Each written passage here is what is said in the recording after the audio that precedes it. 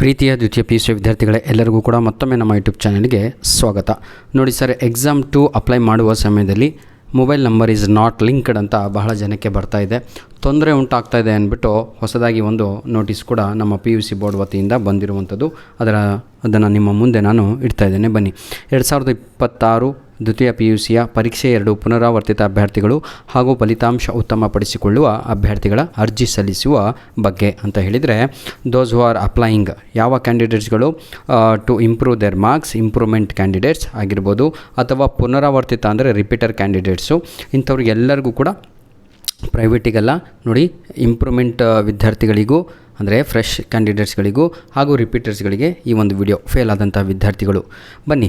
ಈಗ ಇಷ್ಟು ದಿನ ನಮಗೆ ಗೊತ್ತಿದ್ದುದು ಕೇವಲ ಏನಂತೀರ ತಾವುಗಳು ಆನ್ಲೈನ್ ಪ್ರೊಸೆಸ್ ಗೊತ್ತಿತ್ತು. ಈಗ ಆಫ್ಲೈನ್ ಕೂಡ ಅವರು ರಿಲೀಸ್ ಮಾಡಿದ್ದಾರೆ. ನೋಡ್ಕೊಳ್ಳಿ.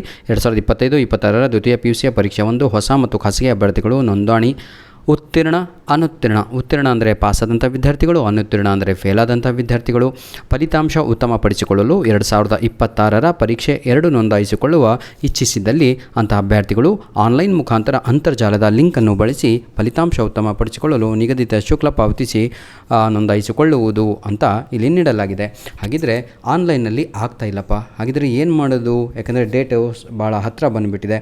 ನೋಡಿ, ಆಫ್ಲೈನ್ನಲ್ಲಿ ಅರ್ಜಿ ಸಲ್ಲಿಸಲು ಇಚ್ಛಿಸಿದ ಅಂದರೆ ಏನಾದರೂ ತಾಂತ್ರಿಕ ಪ್ರಾಬ್ಲಮ್ಗಳಾದರೆ ಆಯಿತಾ, ಟೆಕ್ನಿಕಲ್ ಪ್ರಾಬ್ಲಮ್ಗಳಾಗಿ ನಿಮಗೆ ಆನ್ಲೈನಲ್ಲಿ ಅಪ್ಲಿಕೇಶನ್ ಹಾಕಲಿಕ್ಕೆ ಆಗ್ತಾಯಿಲ್ಲ, ವೆಬ್ಸೈಟ್ ಓಪನ್ ಆಗ್ತಾಯಿಲ್ಲ, ಅಥವಾ ಎರರ್ ಬರ್ತಾಯಿದೆ, ಮೊಬೈಲ್ ನಂಬರ್ ತಗೊಂತಾ ಇಲ್ಲ, ಇಂಥ ವಿದ್ಯಾರ್ಥಿಗಳು ನೀವು ಓದಿದಂತಹ ಕಾಲೇಜ್ಗಳಿಗೆ ಹೋಗಿಬಿಟ್ಟು ನೋಡಿ, ಆಫ್ಲೈನ್ನಲ್ಲಿ ಅರ್ಜಿ ಸಲ್ಲಿಸಿ ಬಯಸುವ ವಿದ್ಯಾರ್ಥಿಗಳು ಸಂಬಂಧಿಸಿದ ಅಂದರೆ ನೀವು ಓದಿದಂತಹ ಕಾಲೇಜಿನ ಪ್ರಾಂಶುಪಾಲರನ್ನು ಸಂಪರ್ಕಿಸಿ.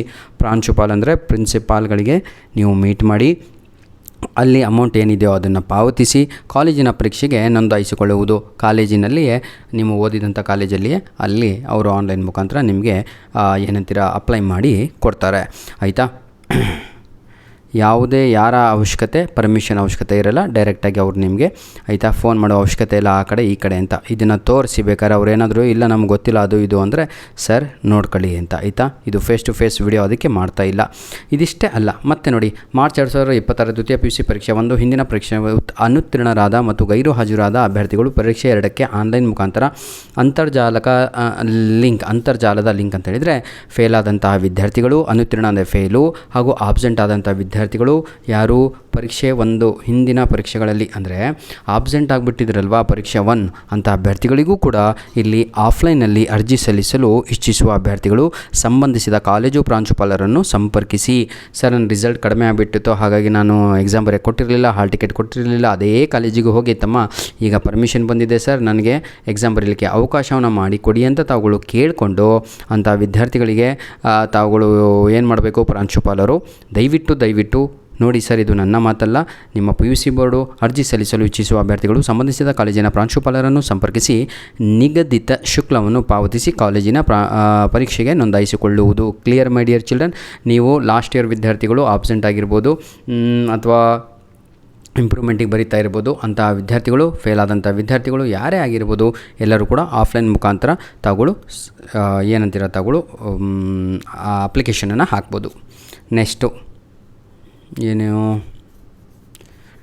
ದಿನಾಂಕದೊಳಗೆ ಆನ್ಲೈನಲ್ಲಿ ಅಥವಾ ಕಾಲೇಜಿನ ಪ್ರಾಂಶುಪಾಲರನ್ನು ಸಂಪರ್ಕಿಸಿ ಆನ್ಲೈನ್ ನೋಂದಾಯಿಸಿಕೊಳ್ಳುವುದು. ನೋಡಿ, ಮತ್ತೆ ಅದನ್ನೇ ಕೊಟ್ಟಿದ್ದಾರೆ ಕ್ಲಿಯರಾಗಿ. 9ನೇ ತಾರೀಕಿನಿಂದ 17ನೇ ತಾರೀಕು ಒಳಗಡೆ ಮುಗಿಸ್ಕೊಳ್ಳಿ. ಇನ್ನೊಂದು 3 ದಿನ ಇದೆ ಮಕ್ಕಳೇ, ಬೇಜಾರಾಗಿಬಿಡಿ. ಪಟ ಕೆಲಸವನ್ನು ಮುಗಿಸ್ಕೊಳ್ಳಿ. ಆಯಿತಾ? ಪುನರಾವರ್ತಿತ ಫಲಿತಾಂಶ ಉತ್ತಮಪಡಿಸಿದ ಅಭ್ಯರ್ಥಿಗಳು ದಿನಾಂಕ 9ರಿಂದ ಹಿಡಿದು 17ನೇ ತಾರೀಕೆ ಕೊನೆಯ ದಿನಾಂಕ ಆಗಿರುತ್ತೆ. ನೋಡಿ, ಮರು ಎಣಿಕೆ ಹಾಗೂ ಮರುಮಾಪನ ಏನೇ ನಿಮಗೆ ಯಾವುದೇ ಆಗಿರಲಿ ಸರ್, ಫಲಿತಾಂಶ ಕಾಯದ ಅವಶ್ಯಕತೆ ಇರುವುದಿಲ್ಲ. ಆಯಿತಾ? ನೀವು ಸರ್ ನಾನು ರಿವ್ಯಾಲ್ಯೂಯೇಷನ್ ಹಾಕಿದ್ದೀನಿ ಅಂತ ತಾವುಗಳು ಕಾಯ್ಕಂತ ಕೂತ್ಕೊಂಡ್ರೆ ಆಮೇಲೆ ಎಕ್ಸಾಮ್ 2 ಅದು ಕೂಡ ಸ್ಟಾರ್ಟ್ ಆಗಿಬಿಡುತ್ತೆ. ಹಾಗಾಗಿ ಅಂಥ ವಿದ್ಯಾರ್ಥಿಗಳು ಮೊದಲು ಎಕ್ಸಾಮ್ 2 ಕಟ್ಕೊಂಬಿಡಿ, ತೊಂದರೆ ಅನುಭವಿಸ್ಬೇಡಿ ಮುಂದೆ ಯಾವುದೇ ರೀತಿಯಾದಂಥ ಅಂತ ಇಲ್ಲಿ ಕ್ಲಿಯರಾಗಿ ಮೆನ್ಷನ್ ಮಾಡಿದ್ದಾರೆ. ನೆಕ್ಸ್ಟು ಯಾರಿಗೆಲ್ಲ ಎಷ್ಟು ದುಡ್ಡು ಅಂತ ಇದರಲ್ಲೇ ಕ್ಲಿಯರ್ ಆಗಿದೆ. ಅದನ್ನು ಇನ್ನೊಂದು ವಿಡಿಯೋನ ಮಾಡಿ ಕೊಡ್ತೇನೆ ನಾನು ನಿಮಗೆ. ಧನ್ಯವಾದಗಳು ವಿದ್ಯಾರ್ಥಿಗಳೇ. God bless you all.